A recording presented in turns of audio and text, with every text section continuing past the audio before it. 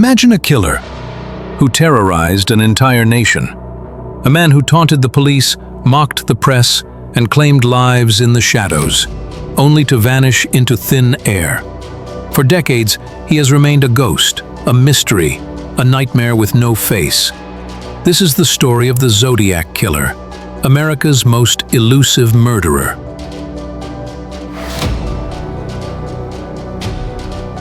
Welcome back to Mystery in the Dark. Today, we dive into the chilling story of the Zodiac Killer. December 20th, 1968. A quiet, cold night in Vallejo, California. Teenagers David Faraday and Betty Lou Jensen parked their car on Lake Herman Road, a popular lover's lane. It was supposed to be an innocent night of romance, far from the chaos of the world, but what they didn't know was that someone was watching. A man approached their car. No one knows his face. No one heard his footsteps. Within moments, the silence of the night shattered with the sound of gunfire. Betty Lou ran for her life, but the bullets found her in the dark. David was shot point blank. Both teenagers never made it home. This was just the beginning. What seemed like a random double murder was the birth of a nightmare that California and America would never forget. 7 months later, in July 1969, another attack shook the Bay Area. Darlene Ferrin and Mike Mageau were sitting in a parked car when a man walked up, shining a flashlight into their faces. Without a word, he opened fire. Darlene died instantly. Mike, though seriously wounded, survived, and he had seen the killer. But the terror was only beginning. Days later, 3 major California newspapers, the San Francisco Chronicle, the San Francisco Examiner, and the Vallejo Times-Herald, received chilling letters. Each began with the same words: "This is the Zodiac speaking." Inside those letters were coded messages, cryptograms, and terrifying confessions. The killer wasn't hiding in the shadows anymore. He wanted the world to see him. He wanted his voice in print, and he demanded that his letters be published, or more people would die. The Zodiac Killer wasn't just murdering, he was performing. He wanted headlines, fear, and power. He mocked police for their failures, bragged about murders that couldn't be confirmed, and claimed he was collecting victims to serve him in the afterlife. Every new letter brought a new puzzle. His ciphers contained strange symbols, crosshairs, circles, triangles, that baffled cryptographers. Some codes were cracked, revealing twisted ramblings. Others remain unsolved to this very day. But behind the puzzles, one truth was clear. The Zodiac wanted to be more than a killer. He wanted to be immortal, a legend carved in fear.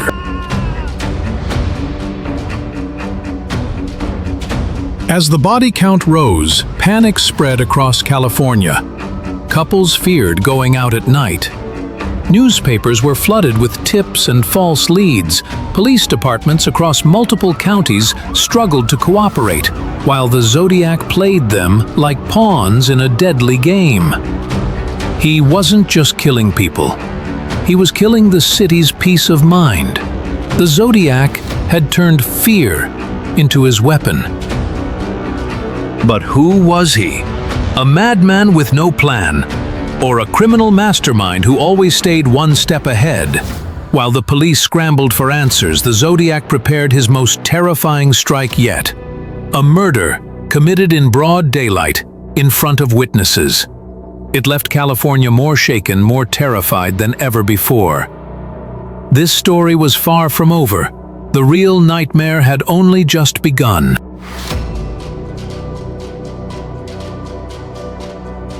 September 27, 1969. A warm afternoon at Lake Berryessa north of Napa Valley.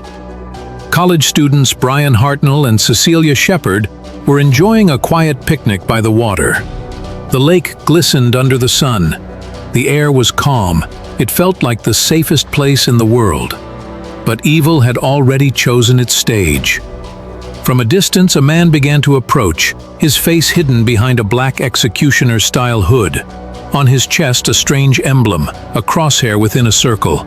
The mark of the Zodiac. He carried a gun, a knife, and coils of rope. His voice was steady, almost rehearsed, as he tied up Brian and Cecilia, claiming he was just an escaped convict who needed their car. But then, the knife came out. In broad daylight, the Zodiac stabbed both of them savagely. Cecilia endured the brunt of his rage, so violent that investigators would later describe it as pure fury. Brian, though critically wounded, would somehow survive. But before leaving, the Zodiac signed his crime. On Brian's car door, in black marker, he wrote the date, the time, his symbol, and a list of his previous murders. A chilling message, like an artist signing his masterpiece. Just 2 weeks later, on October 11, 1969, San Francisco would witness the Zodiac's boldest crime yet. A taxi driver named Paul Stine picked up a passenger in the bustling city. The ride was supposed to be short, just a routine fare. But the passenger had other plans. At the corner of Washington and Cherry Streets, the passenger pulled out a gun and shot Paul Stine point blank in the head. This time, there was no lover's lane, no isolated lake. This was a busy neighborhood, under the streetlights. The Zodiac calmly stepped out of the cab, tore a piece of Paul Stine's bloody shirt, and walked away, right under the noses of responding police officers. In fact, 2 patrolmen actually drove past the killer, but due to a miscommunication, they were told to look for a black suspect, not a white man. The Zodiac slipped away.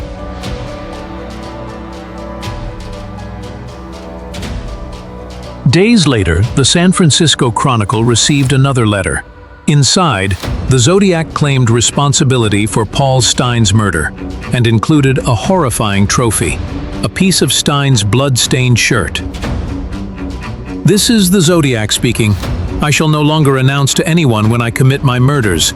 They shall look like routine robberies, killings of anger, and a few fake accidents." The police and public were shaken. The killer wasn't just striking at random anymore. He was mocking them, taunting them with undeniable proof. And then, he made his most chilling threat yet, to attack a school bus full of children. He wrote that he would shoot out the front tire and pick off the kiddies as they came bouncing out. The entire city panicked. Parents refused to send their children to school.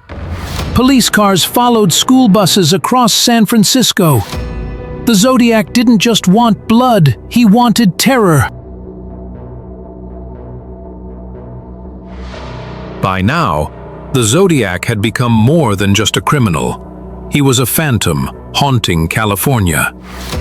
Newspapers received constant letters, some genuine, some hoaxes.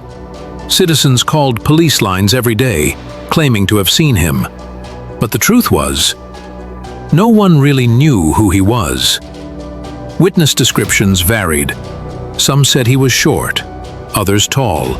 Some said he had glasses, others insisted he didn't. But one thing remained the same. He was always watching, always listening, always just out of reach. The Zodiac had now crossed into legend. He had stabbed, he had shot, he had taunted, and he had terrified millions. But who was he really? A genius hiding in plain sight, or a madman with no real plan? As the letters kept coming, investigators began closing in on suspects. Names would surface, evidence would emerge, but the truth would slip away again. Next, we dive deeper into the investigation, the suspects, the theories, the clues left behind, and how the Zodiac always seemed to stay one step ahead. Stay with us. because the hunt for America's most elusive killer is far from over.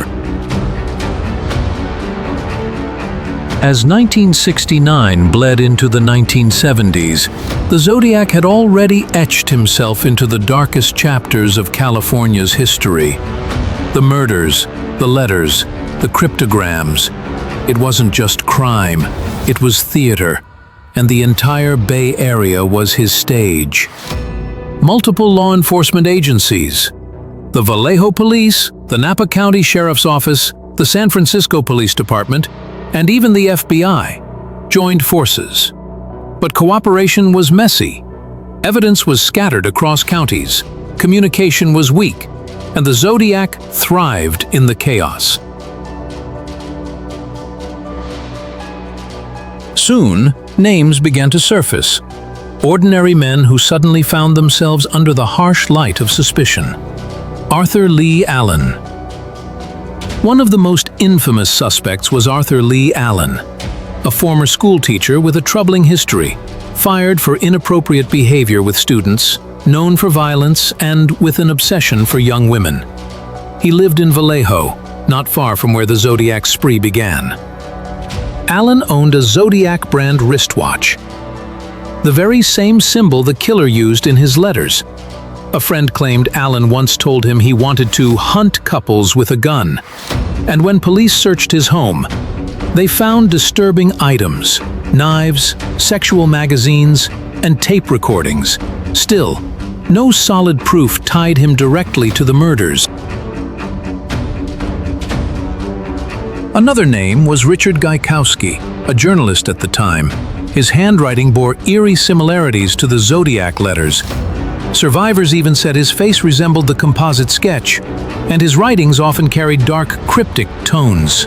Some amateur investigators still swear Gaikowski was the Zodiac. Then there was Lawrence Kane, a man with a long history of arrests and strange behavior. He suffered brain damage in a car accident, and people who knew him said he was manipulative and cold. He also matched descriptions of the Zodiac given by surviving victims. Even a retired cop swore Kane was the man. The Zodiac refused to fade away. Letters continued pouring in throughout the early 1970s. Some carried new ciphers, others mocked police incompetence. One even claimed responsibility for dozens of murders never proven. The killer was feeding the legend. This is the Zodiac speaking. I am waiting for a good movie about me. Who will play me? I think I look like the description on the wanted poster. It wasn't just murder anymore, it was ego. He wanted to be famous. He wanted immortality. By now, the Zodiac wasn't just a police problem. He was a national obsession. Newspapers printed his every word. Talk shows speculated endlessly. Amateur cryptographers tried to crack his codes. Everyone wanted to solve the mystery, but no one could. In fact, it was ordinary citizens, not the police, who cracked some of his ciphers. A high school teacher and his wife deciphered his first cryptogram, revealing the killer's chilling words. I like killing people because it is so much fun. The police had to admit, the Zodiac was always one step ahead, and the public was losing faith in law enforcement. Through the 1970s, murders across California were whispered to be Zodiac's work. Some linked him to the brutal death of Cherry Joe Bates in Riverside, years before the official Zodiac killings. Others claimed he was responsible for disappearances, highway slayings, and even murders in Nevada. But proof was always missing. He was everywhere and nowhere. The Zodiac's greatest weapon wasn't just his gun or his knife. It was doubt. He made people question every murder, every letter, every shadow in the night. He had turned fear into immortality. As the 1970s ended, the Zodiac's letters grew fewer, and then they stopped. Did the killer vanish? Did he die? Or was he living quietly among us, reading headlines about himself? The suspects were many, the evidence overwhelming, yet nothing ever stuck. Next, we face the ultimate question. Who was the Zodiac killer? We'll explore the theories, the modern breakthroughs, and the chilling possibility that the man who terrorized California was hiding in plain sight all along. The hunt isn't over. Some believed he had died. Others thought he was imprisoned for another crime, and some suspected he had simply grown bored and walked away. Satisfied with the legend he created, rumors swirled that he had confessed to a priest or that he had left California altogether. But with no body, no name, and no arrest, the Zodiac remained a ghost, hidden in plain sight. In the 21st century, investigators turned to new tools, DNA technology and digital databases. In 2002, partial DNA was extracted from stamps and envelopes sent by the Zodiac. For the first time, science seemed to be closing in on the phantom. But the results were frustrating. Some letters contained mixed DNA, possibly from postal workers, reporters, or even investigators who had handled the evidence. Others were too degraded to be useful. The ghost slipped through science's fingers. Still, new names kept emerging. In 2021, a group of independent investigators calling themselves the Casebreakers claimed the Zodiac was a man named Gary Francis Post. They linked scars on Post's forehead to the police sketches and claimed he had left cryptic hints for years. But authorities never confirmed their findings. Others still point to Arthur Leigh Allen, the original prime suspect, who died in 1992. His behavior, his location, and his obsession with young victims remain suspicious, yet DNA evidence seems to rule him out.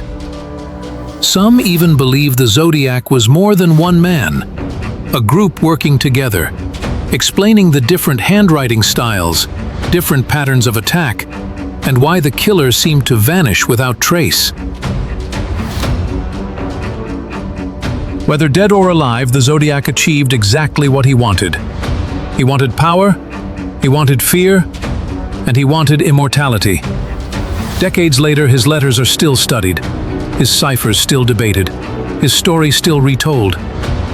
Hollywood has turned his crimes into movies, authors have written countless books, and entire generations know his name, even though his face remains hidden. In many ways, that was his ultimate victory, to be remembered forever while never being caught. Who was the Zodiac killer? Was he Arthur Leigh Allen, the man who seemed to fit the profile too perfectly? Was he Gary Francis Post, as recent investigators claimed? Or was he someone else entirely, a man whose name we'll never know? Why did he stop? Did he stop at all? Or did he simply change his hunting grounds? Were there more victims than we'll ever discover? These questions may never have answers. The Zodiac's greatest weapon was mystery itself.